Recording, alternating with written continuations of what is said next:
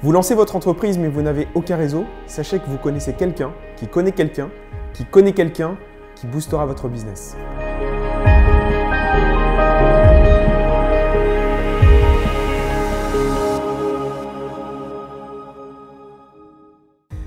Bonjour et bienvenue sur Entreprendre Seul. Quand on lance son entreprise tout seul, il est très important de développer son réseau.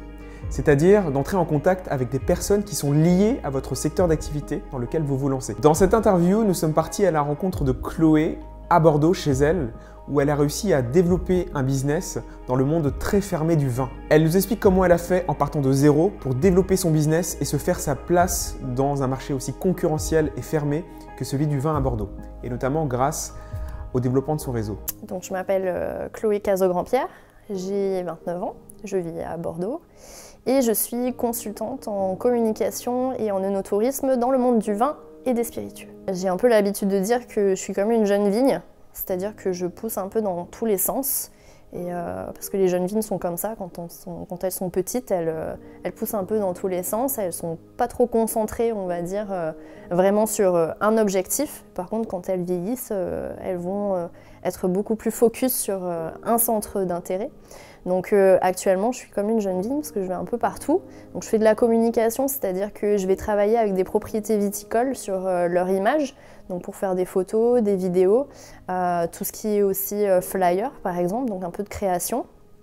Et ensuite, je travaille en œnotourisme, donc avec des agences, que ce soit des agences d'œnotourisme ou des agences de voyage, mais aussi avec des particuliers que j'accueille en fait sur Bordeaux et que je gère après de A à Z pour leur faire découvrir en fait le terroir, la viticulture, les châteaux, mais aussi la gastronomie sur Bordeaux. Il peut aussi m'arriver de donner des cours de dégustation, que ce soit sur le vin, les spiritueux ou les sakés, puisque je suis saké sommelier également et je suis la seule femme en France à être saké éducateur. Je fais aussi des formations pour les professionnels dans des écoles hôtelières afin de leur faire découvrir en fait cette boisson si spéciale. J'ai un club de dégustation, on fait une soirée par mois, des wine after work, pour faire découvrir voilà, du vin, les spiritueux aussi, pour avoir un thème bien défini, mais on essaye d'être vraiment sur l'originalité.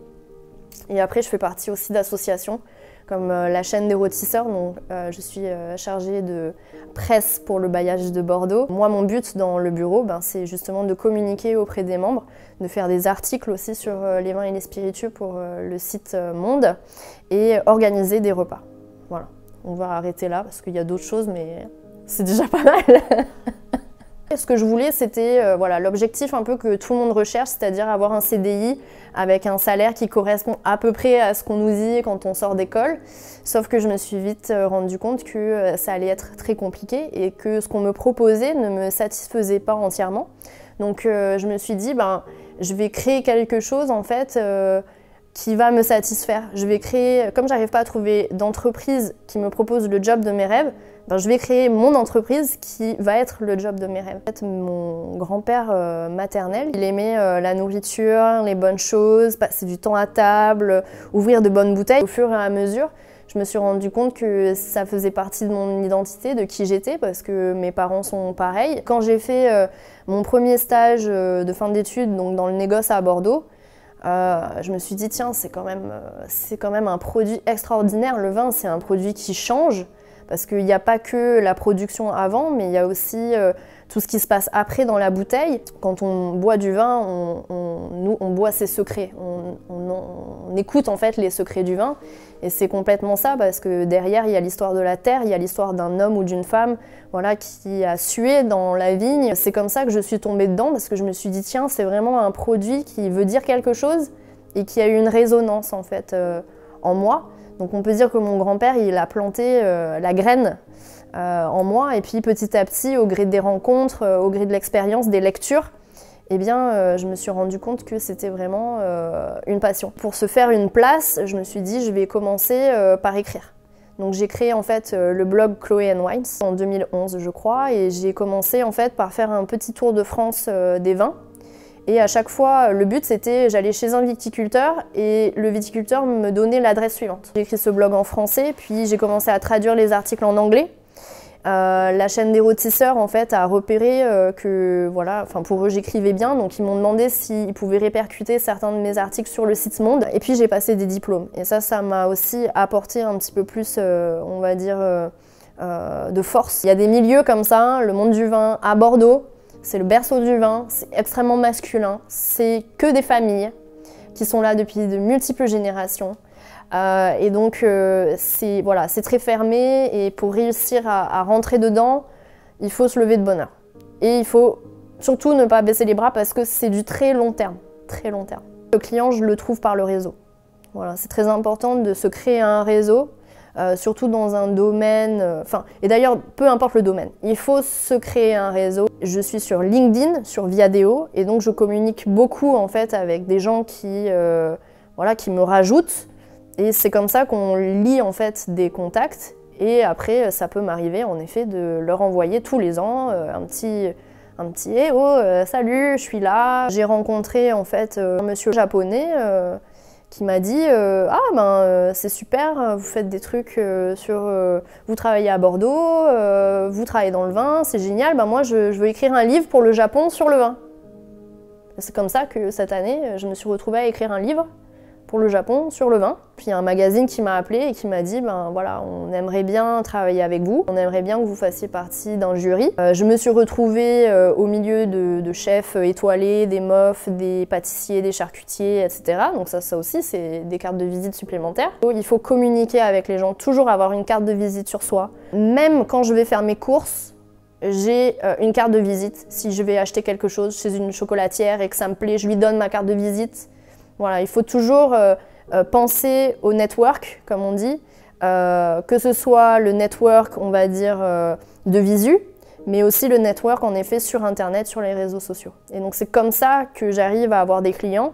Mais c'est vrai que des fois, j'ai des clients qui me contactent via mon site Internet parce qu'ils ont vu le blog ou qu'ils ont vu des vidéos. Il y a beaucoup de hasard, de la chance et puis en même temps du travail. Parce que des fois, on travaille beaucoup, on rencontre quelqu'un par hasard et puis au final, on décroche quelque chose et c'est une vraie chance.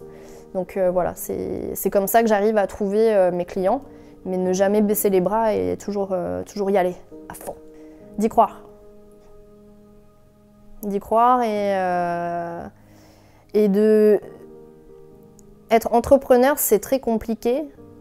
Sur un point de vue financier, parce que souvent on se lance après avoir été dans un emploi ou même après avoir été au chômage. Donc il faut savoir qu'il y a des aides, faut pas, tant qu'à faire, on est dans un état-providence, autant en profiter. Donc c'est difficile financièrement parce qu'il faut tenir le choc. C'est difficile socialement parce que de dire à ses amis, voilà, c'est compliqué en ce moment, on peut pas forcément sortir, c'est relié au financier. Parce que je suis en train de bosser sur ma structure et donc faut pas non plus que je fasse des folies ailleurs. C'est difficile psychologiquement parce qu'il y a une pression aussi de la famille.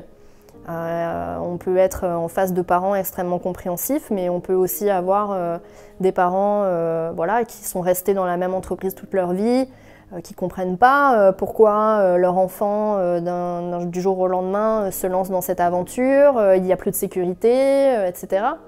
Donc être entrepreneur, c'est vraiment pas de tout repos, mais de se dire que si on y croit et qu'on s'en donne les moyens, on peut y arriver et que c'est pas grave d'échouer, que échouer, ça n'existe pas. Le mot échouer n'existe pas, c'est vraiment le mot apprendre. On aura appris quelque chose et la prochaine fois qu'on aura envie d'essayer, on ne refera pas la même erreur. Tant qu'on y croit, ça peut le faire. Le jour où on n'y croit plus, il vaut mieux arrêter, il vaut mieux éviter, on va dire, la casse, parce que ça peut faire mal aussi, c'est un risque que les entrepreneurs prennent. Donc il faut savoir jauger son risque, mais plus on prend de risques, souvent mieux ça paye.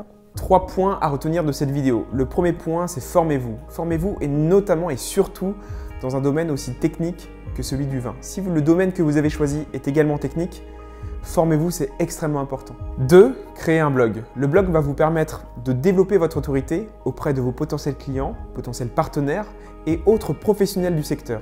Le blog va vous permettre également de déclencher de nouvelles opportunités comme cela s'est produit avec Chloé. 3. Développer votre réseau. Il est extrêmement important pour développer votre business et notamment quand vous êtes seul, d'aller rencontrer de nouvelles personnes dans votre secteur d'activité ou de manière un peu plus large. Que ce soit sur internet ou en physique, que ce soit pour votre réseau professionnel direct ou un peu plus éloigné. Et c'est en faisant cela que vous allez vous créer de nouvelles opportunités. Vous allez rencontrer des personnes qui vont vous présenter peut-être d'autres personnes qui, eux, seront vos clients ou vos partenaires. Et voilà, j'espère que cette vidéo vous a plu. En tout cas, nous, on était très heureux de vous montrer cette interview de Chloé.